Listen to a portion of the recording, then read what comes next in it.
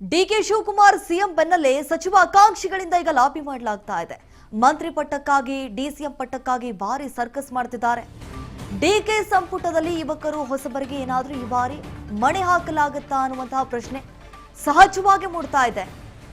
ಹೊಸ ಸಂಪುಟದಲ್ಲಿ ಯಾರು ಇನ್ನಾಗ್ತಾರೆ, ಯಾರು ಔಟ್ ಆಗ್ತಾರೆ?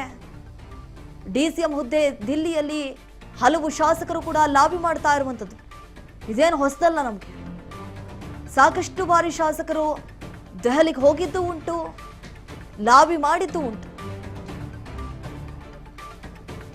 ಈಗ ಸಿದ್ದರಾಮಯ್ಯ ಅವರು ರಾಜೀನಾಮೆ ಕೊಟ್ಟ ಬೆನ್ನಲ್ಲೇ ಮಹತ್ತರ ಬೆಳವಣಿಗೆಗಳಾಗ್ತಾ ಇರುವಂತದ್ದು. ಹೇಗಾದ್ರೂ ಮಾಡಿ ತಮ್ಮ ಸ್ಥಾನಮಾನವನ್ನ ಉಳಿಸಿಕೊಳ್ಬೇಕು ಅನ್ನುವಂತಹ ನಿಟ್ಟಿನಲ್ಲಿ ಈಗ ತೆರೆಮರೆಯಲ್ಲಿ ಸಾಕಷ್ಟು ರೀತಿಯಾದಂತಹ ಕಸರತ್ತನ್ನ ಮಾಡ್ತಿದ್ದಾರೆ. ಮಂತ್ರಿ ಪಟ್ಟವನ್ನ ಉಳಿಸ್ಕೊಳ್ಬೇಕು, ಮಂತ್ರಿ ಪಟ್ಟಕ್ಕಾಗಿ ಈಗ ಕೆಲವೊಂದಿಷ್ಟು ಶಾಸಕರುಗಳೇನಿದ್ದಾರೆ ಲಾಬಿ ಮಾಡ್ತಿದ್ದಾರೆ. ದೆಹಲಿ ನಾಯಕರನ್ನ ಭೇಟಿಯಾಗಿ ಮನವೊಲಿಸುವಂತಹ ಪ್ರಯತ್ನ ಮಾಡ್ತಾ ಇರುವಂತದ್ದು. ಹಾಗೆ ಈಗ ಡಿಸಿಎಂ ಸ್ಥಾನಕ್ಕಾಗಿ, ಡಿಸಿಎಂ ಪಟ್ಟಕ್ಕಾಗಿ ಸಾಕಷ್ಟು ರೀತಿಯಾದಂತಹ ಕಾರ್ಯತಂತ್ರವನ್ನು ಹೆಣೆಯುವಂತಹ ಕೆಲಸ ಆಗ್ತಾ ಇದೆ. ಹಾಗಾದ್ರೆ ಡಿಸಿಎಂ ಡಿಕೆ ಶಿವಕುಮಾರ್ ಅವರ ಸಂಪುಟದಲ್ಲಿ ಯುವಕರು ಅಂದ್ರೆ ಹೊಸಬರಿಗೇನಾದ್ರೂ ಈ ಬಾರಿ ಆದ್ಯತೆಯನ್ನ ಕೊಡಲಾಗುತ್ತಾ, ಏನಾದ್ರೂ ಮಣೆ ಹಾಕಲಾಗುತ್ತಾ?